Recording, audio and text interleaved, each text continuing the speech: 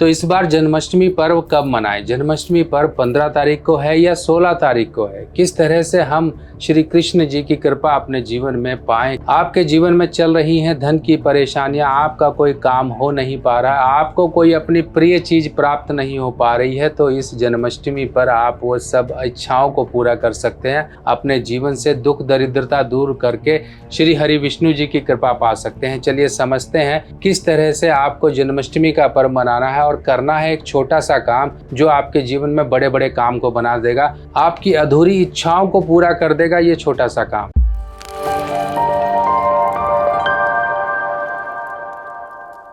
ओम नमो भगवते वासुदेवाय। नमस्कार दोस्तों, मैं सुभाष शर्मा चंडीगढ़ से ज्योतिष ज्ञान में आपका स्वागत करता हूं। तो दोस्तों, जिस प्रकार से तिथियों का उलट फेर होता है उसी प्रकार से हमारे त्योहारों में भी कुछ कम ज्यादा दिन हो जाते हैं। इसी प्रकार से अब आपको ध्यान रखना है कि इस बार की जन्माष्टमी, आपको क्लियरली बताऊं, इस बार की जन्माष्टमी जो मनाई जाएगी वो 16 तारीख की रात की मनाई जाएगी, यानी कि 16-17 की रात होगी वो। तो आप जो भी लोग इस उपलक्ष्य में व्रत इत्यादि रखने की जो कोशिश कर रहे हैं वो अपना प्लान इस तरह से बनाएं। बाकी अब ये जन्माष्टमी जो है, कृष्ण लला जी का जन्म है, आपके जीवन में किस तरह से काम बना सकता है। कई बार कुछ काम होते नहीं है हमारे, हम बहुत कोशिश करते हैं, शादी नहीं हो रही है, घर नहीं बन रहा है, गाड़ी नहीं मिल रही, नौकरी नहीं मिल रही, कुछ भी नहीं मिल रही है। ये सब चीजें कैसे प्राप्त होंगी? यानी कि आपके लिए तो वो प्रिय है, पर आपके लिए प्रिय है पर हम किसी से आशीर्वाद कैसे पाते हैं? मान लीजिए आप किसी को कोई एक अच्छा सा गिफ्ट देते हो तो उसका सामने वाले का मन पिघल जाता है, फिर वो कहता है हाँ बताओ तुम्हें क्या चाहिए, फिर वो तुम्हें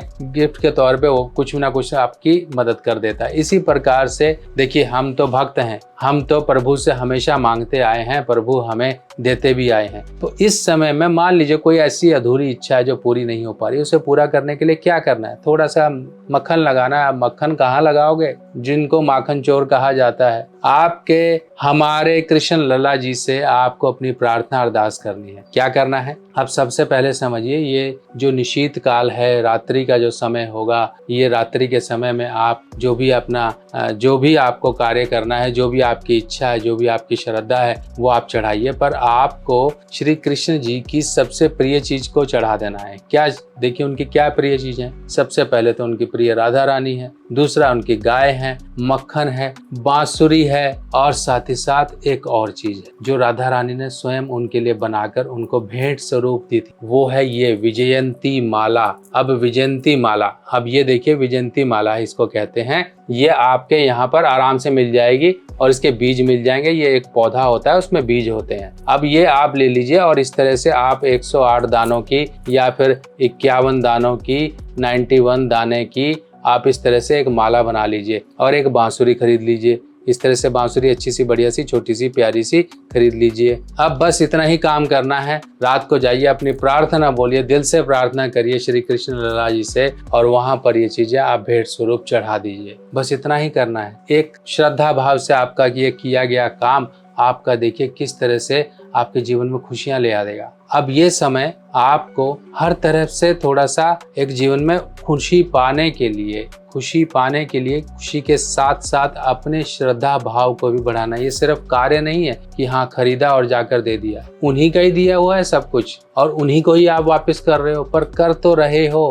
पर उस देने लेने के जो एक बीच में एक चीज होती है वो होती है श्रद्धा, निष्ठा, प्रेम। बस वही जोड़ दीजिए। देखिए किस तरह से सुदामा के वो सूखे चावल और वो प्रेम श्रद्धा भाव ही सुदामा के जीवन को बदल गया। इसी प्रकार से आपका भी जीवन बदल सकता है। बस वो प्रेम श्रद्धा से सब कुछ हो सकता है। अपनी प्रार्थना और बांसुरी और विजयंती माला ये आप बनाकर अर्पित करिए। देखिए इस जन्माष्टमी आपके रुके हुए अधूरे काम सब पूरे हो जाएंगे मात्र एक छोटे से कार्य से। हमारे ऋषिगण हमारे जीवन से परेशानियों को दूर करने के सरल रास्ते बताकर गए हैं और उन्हीं रास्तों में एक रास्ता होता है यंत्र का। यंत्र क्या होते हैं? यंत्र एक वो स्थान होता है जहां पर देवी देवता विराजमान होते हैं और यहीं से ही आपकी प्रार्थना स्वीकार होती है। डायरेक्ट साक्षात आप अपने देवी देवताओं से अपने जीवन में चल रही किसी भी तरह की परेशानी को दूर कर सकते हैं यंत्र के आगे प्रार्थना करके। आपकी संतान नहीं हो रही है, आपका पैसा नहीं बढ़ पा रहा, आपका काम नहीं हो पा रहा, आपको जॉब नहीं लग पा रही है, आपकी बीमारी पीछा नहीं छोड़ रही है, कोर्ट कचहरी के झंझट है या अन्य किसी भी तरह की समस्याओं के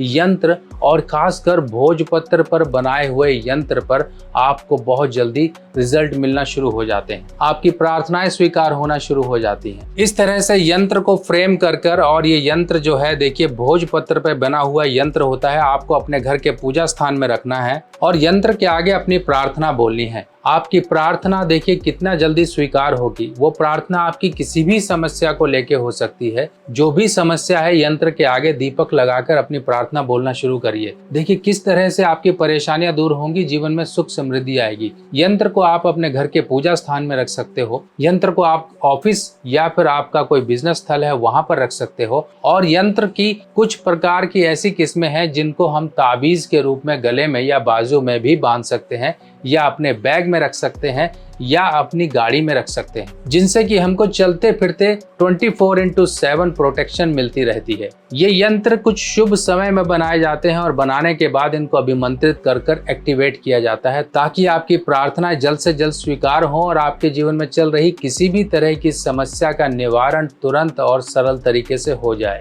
अगर आप भी अपना यंत्र बनवाना चाहते हैं किसी भी परेशानी को लेकर, तो आप मेरे दिए गए व्हाट्सएप नंबर पर अपनी परेशानी के अनुसार यंत्र बनवाएं।